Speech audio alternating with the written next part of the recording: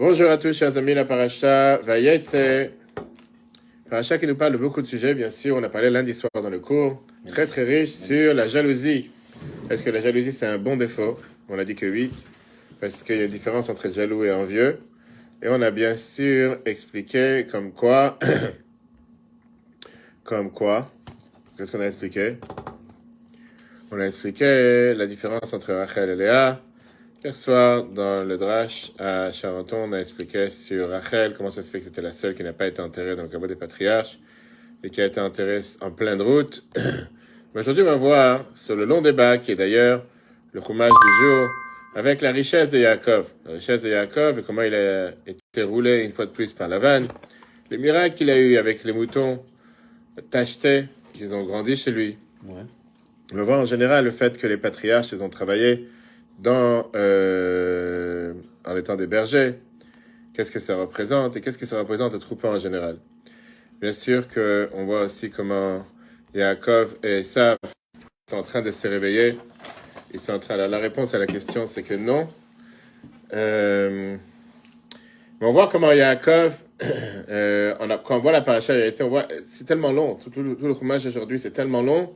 Quand tu vois le nombre de versets sur lesquels on te parle, sur la richesse de Yaakov, avec les différents moutons, ceux qui étaient avec différentes tâches, avec différentes traces, la vérité, on dirait qu'on est en train d'acheter des moutons au salon d'agriculture pour savoir ce que tu vas faire. À la fin, Yaakov, il s'en va, et on parle encore une fois de sa richesse. Après, on ne comprend pas, qu'est-ce qu'on parle tellement de ce troupeau? Est-ce que ça, c'est toute l'histoire de Yaakov, le fait que c'était un grand berger en Seine-et-Marne, qu'il a eu encore des troupeaux et encore des troupeaux? La Bible te dit que quand tu parles par rapport à... Non, on peut plus faire la Hamida de Shachari, je réponds à la personne qui demande la question. Quand tu parles des bâtons de Yaakov, ok, les bâtons, ça rappelle l'histoire qu'il a mis les tefilines, ça me donne la force de mettre les tefilines. Mais quel est le but de pouvoir, encore une fois, te parler du troupeau, etc. Aujourd'hui, on va essayer de comprendre qu'est-ce que ça veut dire un troupeau. Et surtout apprendre, quel enseignement d'apprendre dans la Bible de tous les jours, ça ne veut pas dire qu'on doit être des troupeaux ni des moutons. Parachat te dit, d'abord la richesse de Yaakov. Regarde le verset comme la Torah te dit dans Vayetze, chapitre 30, verset 43. Cet homme Yaakov s'enrichit prodigieusement. Il acquit du menu bétail en quantité, des servantes et des serviteurs, des chameaux et des ânes. Des chameaux et des ânes. Rashi continue en te disant que quoi? Qu'est-ce que ça veut dire des chameaux et des ânes? Rashi te dit, des servantes et des serviteurs. Rashi te dit, acquis par l'argent obtenu par la vente à prix fort de son menu bétail. Bref, c'était un grand businessman. C'était les énergies solaires de l'époque.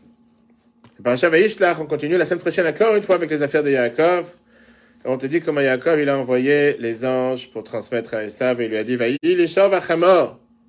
Son ve'evet ve'shifra, j'ai acquis bœuf et âne, menu bétail, esclave mâle et femelle, je l'envoie annoncer à mon Seigneur pour obtenir faveur à tes yeux. Bref, la vérité, quand tu commences à parler de cette personne, tu te dis, mais dis-moi, je ne sais pas de quoi tu parles d'un patriarche, tu parles de Yaakov, tu me racontes des histoires avec des animaux, des servants, bref, on dirait, un millionnaire à Dubaï. Pareil, oui, non. Ça, quand tu racontes une histoire avec les puits, ça s'arrête là, on n'en parle pas du long, toute une paracha après. Regarde le chumash d'aujourd'hui, c'est long comme je sais pas quoi. Ça va pas te parler avec les menus, avec les différents types d'animaux. Bref, c'est pas... Qu'est-ce que tu veux faire passer comme message? C'est ça qu'on veut comprendre. Quand tu regardes les détails, tu vois que la paracha, elle te parle au départ du troupeau. Après, elle te dit, à part le troupeau, voici les autres choses qu'il a amassées avec sa richesse. Et dans la paracha Vayishlach, on te parle encore une fois du taureau, de l'âne, et après ça, on te parle des troupeaux. Il y a quelque chose à l'intérieur. On doit se rappeler que n'importe quelle chose que la Torah nous appelle, Torah Milashon Hora, il y a un enseignement dans la vie de tous les jours pour chaque juif. Et surtout qu'on dit, Maaseh Avot Siman Labanim, le fait que la Torah te raconte tellement de détails pour les patriarches, c'est pour savoir comment nous on doit se comporter. À plus forte raison que tu as toute une paracha ici qui te parle sur l'histoire des troupeaux de Yaakov. C'est sûr qu'il y a un enseignement pour chacun d'entre nous. Et donc, qu'est-ce qu'on veut chercher à nous enseigner avec ces troupeaux? On doit avoir ici trois points importants. D'abord, la Torah te dit que la richesse de Yaakov est venue essentiellement par les troupeaux, par le menu bétail. Après, on te dit que malgré que sa richesse était par le menu bétail, néanmoins, Yaakov, il a changé sa richesse c'était quelqu'un qui avait des transactions financières importantes, et à la place, il a acheté des servants, des serviteurs, des chameaux et des ânes.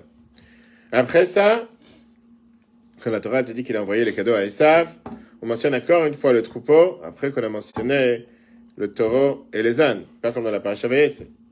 Chaque détail de la Torah a un sens important, et c'est sûr qu'on doit tirer de ça un enseignement dans la vie de tous les jours. Regarde comment l'Arbitre dit ça. Concernant le troupeau de Jacob, nous remarquons que A, c'est précisément grâce au menu bétail qu'il s'enrichit prodigieusement. B, pourtant, même si ce menu bétail était l'essentiel de ses biens, il en échangea une partie contre des esclaves, des chameaux et des ânes. D, dans sa mission, après Esav, il mentionna le menu bétail, après les bœufs et les ânes. Regardons d'abord qu'est-ce que ça veut dire le sens profond d'un troupeau dans la relation avec Dieu. Le Midrash Shirachirim, Midrash Rabbah dans Shirachirim, il te dit que le peuple juif est comparé à un troupeau. Il est mon père et je suis son fils, il est mon berger et je suis son menu bétail. Ça veut dire qu'on est comparé à Dieu de deux manières, enfant et menu bétail. Maintenant, la réalité, elle est ici que tu es déjà un enfant, pourquoi tu veux dire toi aussi mon menu bétail? Quel rapport que tu as besoin d'être un menu bétail? Ici, dis à ton fils, t'es ma chèvre, t'es ma brebis, t'es mon mouton, c'est ton fils. Qu'est-ce qu'il a besoin de ton mouton et ta chèvre et ta brebis? Qu'est-ce qu'on a besoin d'une chose pareille? Dans le Hora Torah, c'est expliqué que quand on parle d'enfant par rapport à Dieu, c'est le niveau divin qu'il y a dans l'hierarchie, dans la manière comment Dieu a créé le monde. Ça veut dire qu'on prend place par rapport à Dieu. De la même manière qu'un enfant est séparé de ses parents, il a une place par rapport à ses parents. Quand tu parles d'un troupeau, quand tu parles d'un menu bétail, tu parles ici de la lumière divine qui est plus haut que la manière avec l'ordre hiérarchique, comment Dieu a créé le monde. Qu'on n'est pas séparé de Dieu. Et donc, quelle allusion on fait quand on veut dire que le peuple juif ressemble à un troupeau? Le fait qu'on est totalement soumis à la volonté de Dieu, qu'on est totalement effacé face à ce que Dieu demande de nous. Et justement, la particularité du menu bétail, un mouton, brebis, chèvre, par rapport à un taureau ou un âne, comme c'est expliqué dans l'écriture de Torah d'Admour Azaken, c'est qu'un menu bétail en général a beaucoup plus ce sens de soumission que quelqu'un qui est un animal qui n'est pas du menu bétail. Un taureau, une vache, un âne, pas forcément il va écouter de la manière comme une chèvre, une brebis peut écouter. Et c'est pour ça que le peuple juif ressemble et compare beaucoup plus à un menu bétail que tout le reste. Regardons dans le texte. Hora Torah de Ré, être qualifié de fils indique le fait qu'Israël aurait une existence indépendante de celle du Père. En revanche, par rapport à la lumière divine, qu'il transcende le monde, les Juifs sont comparés et chéris comme un troupeau de menu bétail, qui n'a rien de commun avec la nature de berger. Cela prouve la grande élévation que possède le peuple d'Israël, même au stade de la divinité qui ne laisse aucune place à l'existence des créatures. Israël n'en a pas moins aimé du fait de sa profonde soumission à Dieu. Le Torah, l'Admour Azaken te dit, on sait très bien que le menu bétail possède une autre nature, possède une nature plus soumise que celle des autres animaux. Alors, justement, ces deux aspects, fils et menu bétail, sont deux formes complémentaires l'une de l'autre du service divin. Le menu bétail fait allusion au fait de sortir pour construire ici-bas une demeure dans ce monde, pour Dieu. Quand tu parles de fils correspond à l'étude de la Torah. L'étude de la Torah dans laquelle on ressent l'existence de celui qui apprend, puisque tu as le devoir de comprendre la Torah avec ta tête. C'est vrai que tu dois totalement t'effacer face à Dieu. Comme on dit dans la Tfila tous les jours, Venafshi qui a faim, la kol tiye. Que mon âme soit comme poussière, pas face à tous. À ce moment-là, tu ouvres mon cœur dans la Torah. Mais néanmoins, tu dois comprendre la Torah. Tu ne peux pas lire sans comprendre. Donc, il doit y avoir quelqu'un ici qui comprend. Il doit y avoir quelqu'un qui est présent. Quand tu parles d'un menu bétail, tson, ça vient du mot yetzia, sortir. On parle du travail qu'on a besoin de faire, ce qu'on appelle avodat habirurim. Qu'est-ce que ça veut dire, avodat habirurim? Ça veut dire le fait d'aller réparer, d'aller purifier, d'aller raffiner le monde. On a le devoir de sortir de son cocon personnel pour remplir la mission que Dieu nous a donnée de rendre, de transformer cette planète, transformer ce monde en résidence pour Dieu. Et c'est ça qui dévoile la soumission d'un juif. Pas de je m'enferme dans ma Gemara, je m'enferme dans mon collège, je m'enferme dans ma yeshiva, je m'enferme dans ma maison d'études et je pense à moi. Qu'est-ce que j'ai encore amassé aujourd'hui qu'encore une page d'études? Aujourd'hui, j'ai appris encore un chapitre. Et en quoi tu as changé le monde? T'as un juif à côté de toi, t'as un voisin, t'as un ami, t'as une connaissance qui ne sait même pas que c'est, faut mettre les tefillin, faire Hanouka. Va le voir, va remplir ce monde de lumière matérielle, de lumière divine, pardon. Changer le matériel en positif. C'est bien de penser à soi, mais ce ne suffit pas de penser à soi. Il y a un moment, il faut savoir sortir de son cocon matériel, mais c'est un monde spirituel, et aller agir vers le monde. 4. Le Fils fait allusion à l'étude de la Torah qui se manifeste avant tout pour la compréhension et la perception intellectuelle. Le menu bétail, étymologiquement, tson, sortir, quitter, fait allusion à la transformation de la matière du monde. Sortir des quatre coudées de la Torah et se consacrer aux activités de ce monde, afin d'y bâtir une demeure de Dieu. C'est précisément cette activité qui exprime la soumission véritable d'un juif. Le fait de quitter sa propre existence, puisqu'il ne le fait pas pour son propre intérêt, mais uniquement pour réaliser la volonté divine de construire une demeure d'ici-bas. Bien sûr, ce serait beaucoup plus intéressant pour lui de rester enfermé sur soi. Mais c'est pas pour ça que Dieu t'a créé. Dieu t'a pas créé pour que tu penses qu'à toi, Dieu t'a créé pour penser d'abord à l'autre. Revenons à la période maintenant de Yaakov. On va voir que les étapes de fils et menu bétail dans le parcours de la vie de Yaakov, ce sont deux étapes différentes. Dans la paracha de Toldot de la semaine dernière, la Torah nous raconte que Yaakov, c'était quoi? C'était un fils. Yaakov Ishtam Yoshev Ohalim. Quelqu'un de simple, quelqu'un qui était assis dans les tentes. Et Rashi te dit les tentes de Shem et Ever, où là-bas il a pris la Torah, même quand il s'est enfui de son père. Il s'est encore une fois caché pendant 14 ans chez Shem et Ever. En tout cas, c'était la première période de sa vie dans laquelle il s'enferme pour apprendre. La période d'après, Vayetze Yaakov. Là, il est sorti. Il est sorti de Beersheva. Ça, il était comme un menu bétail. Il est sorti de la maison d'études pour aller à Haran. Haran, c'était Haran Avshel Makom. C'est un endroit qui était totalement loin de la divinité. La colère de Dieu. C'est un endroit qui était loin de l'Akdusha. Un endroit qui était censé officiellement énerver Dieu. Et là-bas, il s'occupe d'être le berger du troupeau de Lavan. Alors bien sûr, on ne rentre pas maintenant dans les détails matériels, qu'est-ce qui tourne dans la maison de Lavan. Qu'est-ce qu'on voit dans Vayishlach? La première des choses qu'il dit à Esav, Im Lavan garti, vetayag mitzvot shamarti. Oui, j'ai été chez Lavan, mais je n'ai pas oublié de faire les 613 commandements. Et c'est là-bas qu'il a fait construire, bâtir le peuple juif, les 12 tribus. Tous intacts. Ça a montré la vraie soumission de Yaakov. Et c'est la raison pour laquelle que la richesse que Yaakov il a amassée et il a pris de la maison de Lavan, c'était essentiellement un menu bétail, qui vient refléter justement cette soumission à la volonté de Dieu. On aurait pu penser que l'essentiel de la vie de Yaakov, c'était quand il apprenait la Torah, quand il était en train de s'amasser l'étude pour lui-même. Et la Torah te dit que non. L'essentiel du travail de Yaakov pour laquel la Torah te met une paracha tout entière, c'était quand il a agi dans le monde. Parce que là, ça montre qu'il ne mélange pas son propre volonté. Il ne mélange pas son propre grain de sel ou son propre ego. Là, il se met totalement à faire ce que Dieu veut, parce que moi j'ai envie. Tellement riche. Toldot, on a vu, Yaakov était un homme intègre, étudiant sous les tentes. Vayet, on a vu qu'Yaakov est sorti de Beersheva et allé vers Haran. Il y a de colère divine, comme Rachid nous a dit dans Noir. Viens, le Rabbi te dit, c'est spécifiquement par cet effort réalisé au sein du voile profond que caractérise la maison des Lavan. Yaakov ne tient pas compte de cela et garda les 613 mitzvot tout en habitant chez Lavan. C'est là-bas qu'il constitua les tribus de Dieu. Tout parfait, c'est cette étape qui exprimait et dévoila la soumission absolue de Yaakov. C'est la raison profonde pour laquelle l'essentiel du bien que Yaakov emporta de chez Lavan était sous la forme du menu bétail, faisant allusion à sa soumission. Alors, est-ce que ça veut dire vraiment qu'il faut totalement s'effacer? Est-ce que ça veut dire qu'il faut totalement faire comme si je n'existe plus? Faut-il faire abstraction totale de sa propre existence? Au début du Shulchan Aruch, c'est écrit le contraire. C'est très bien que le premier texte du Shulchan Aruch te dit, Yehuda ben Tema d'envoi, Shulchan Aruch Admor Zaken, seconde version 1, chapitre 1, halakha 1. Yehuda ben Tema te dit, sois effronté comme une panthère, fort comme un lion pour accomplir la volonté de ton Père dans les cieux. Effronté comme une panthère signifie ne pas avoir honte de ceux qui se moquent. Fort comme un lion signifie surmonter son mauvais penchant pour le vaincre, comme le héros qui fait tomber son ennemi là-bas et le met à terre. Et donc, a priori, il nous faut le contraire. Il nous faut vraiment avoir ce qu'on appelle pas la fierté, pas l'orgueil, mais être fort, ne pas se laisser abattre, ne pas se dire non, on est dans un monde où il faut s'effacer. Tu as besoin de t'effacer. Quelle est la réponse? La réponse, elle est comme ça. Si la force et la fierté d'une personne vient de son orgueil, ça c'est contre l'Akdusha. Ça ne va pas t'aider pour aller contre les moqueurs. Parce que ça se peut que l'autre côté va gagner. Si tu es là pour te montrer juste pour être orgueilleux, pour te dire, moi je suis fier de qui je suis, moi je t'écrase, moi je vaux tout, toi tu vaux rien. Ok, même si c'est bien du côté de l'Akdusha, c'est pas l'Akdusha.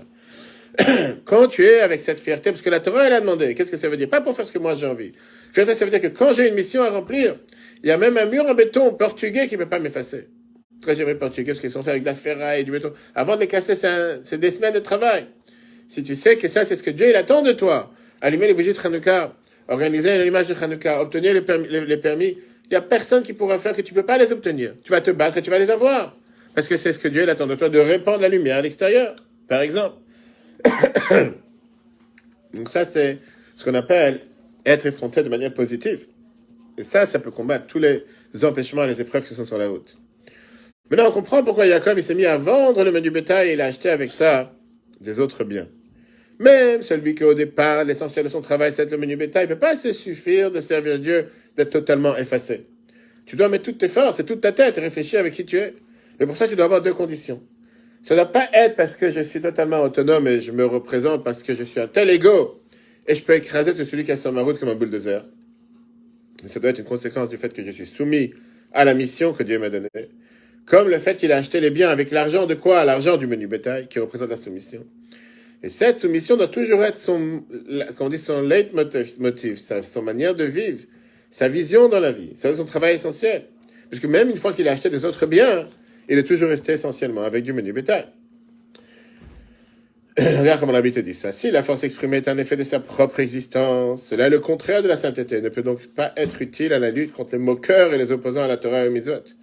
Par contre, s'il le fait parce qu'ainsi la Torah lui a ordonné, c'est bien une effronterie et une puissance qui vaincra l'opposant. Maintenant, on va comprendre pourquoi quand Yaakov, il est parti voir Esav, ou il a voulu rencontrer Esav dans Vayishlach la semaine prochaine, il ne met pas le menu bétail au début des affaires. Pourquoi? Parce que si tu commences à avoir l'autre en parlant de la soumission, quand est-ce que la soumission est importante? Quand c'est par rapport à ton propre travail personnel. Mais quand tu vas te battre contre ça, tu vas te battre contre les forces du mal, là tu dois avoir cette fierté, c'est pas cet orgueil, cette force, cette rigueur, pour lui faire peur et le faire tomber. Comme Rabbi te dit ici.